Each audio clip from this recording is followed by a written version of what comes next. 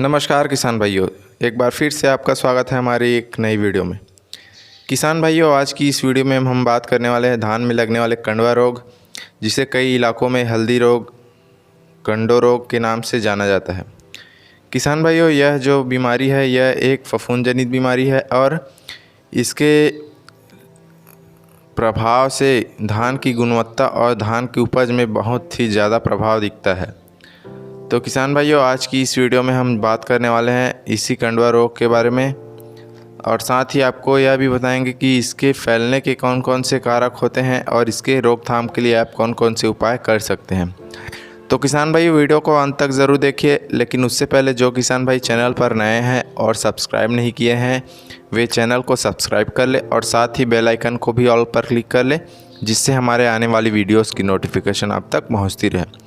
तो चलिए किसान भाइयों, वीडियो को शुरू करते हैं। किसान भाइयों, अब बात करते हैं राइस फॉल्स स्पॉट के कौन कौन से लक्षण होते हैं और इसके कौन कौन से कारक होते हैं। किसान भाइयों, सबसे पहले बात करते हैं कि ये होता क्या कैसे है और ये क्यों होता है। किसान भाइयों, फॉल्स स्पॉट एक फफूंद जनित बीमारी है जो कि फफूंद के द्वारा होता है। किसान भाइयों, अगर इसके फैलने के कारक की बात करें तो यदि बारिश और उच्च आर्द्रता हो तो यह फॉल्स स्पॉट आपकी धान की फसल में लग सकता है। किसान भैया, अगर आपने अपनी खेत में ज़्यादा नाइट्रोजन दिया है तो यह भी एक कारक हो सकता है जो कि आपकी धान की फसल में फॉल्स स्पॉट को ला सके। किसान भाइयों, अगर हवा की उपस्थिति है तो इसका प्रसार तेज़ी से होता है और आपकी धान में बहुत ही तीव्र गति से यह पूरे खेत में फैल जाता है और आपकी धान की गुणवत्ता को भी ख़राब कर सकता है। किसान भाइयों, स्क्लेरोटिया और क्लेमाइडोस्पोरस के रूप में ओवरविंटरिंग फंगस की उपस्थिति के कारण यह फंगस होता है और आपकी धान की फसल में फॉल्स स्पॉट दिखाई देते हैं।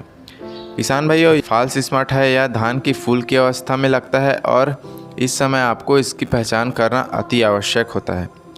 तो किसान भाइयों, अब बात करते हैं इसके लक्षण और इसके रोकथाम के उपाय के बारे में।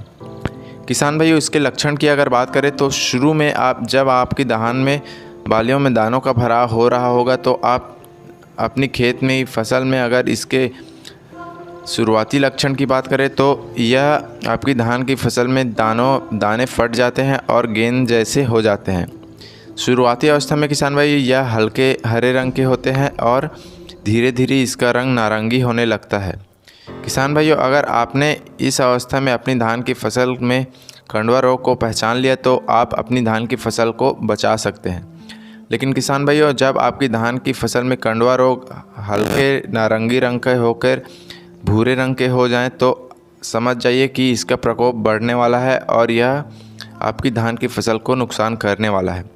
तो किसान भाइयों, यही इसके शुरुआती लक्षण होते हैं। तो किसान भाइयों, अब बात करते हैं इसके रोकथाम के उपाय और इसके साथ ही इसको आपको कैसे रोकथाम करना है।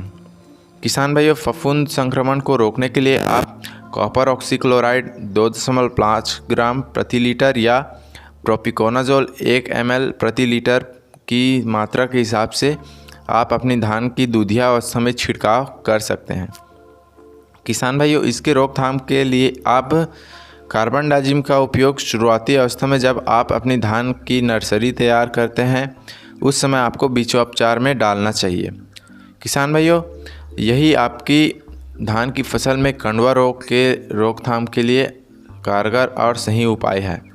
तो किसान भाइयों, आशा करता हूँ कि आपको इस बीमारी और इस रोग से जुड़ी सभी जानकारियाँ मिल गई होंगी और आशा करता हूँ कि आप अपने किसान भाइयों के पास इस वीडियो को ज़्यादा से ज़्यादा शेयर करेंगे। तो किसान भाइयों, अगर आपको हमारी जानकारी अच्छी लगे तो वीडियो को लाइक और चैनल को सब्सक्राइब करना मत भूलिएगा। तो किसान भाइयों, अगर आपके कोई सवाल या सुझाव तो आप हमें कमेंट में पूछ सकते हैं। तो किसान भाइयों, मिलते हैं अगली वीडियो में, तब तक के लिए नमस्कार।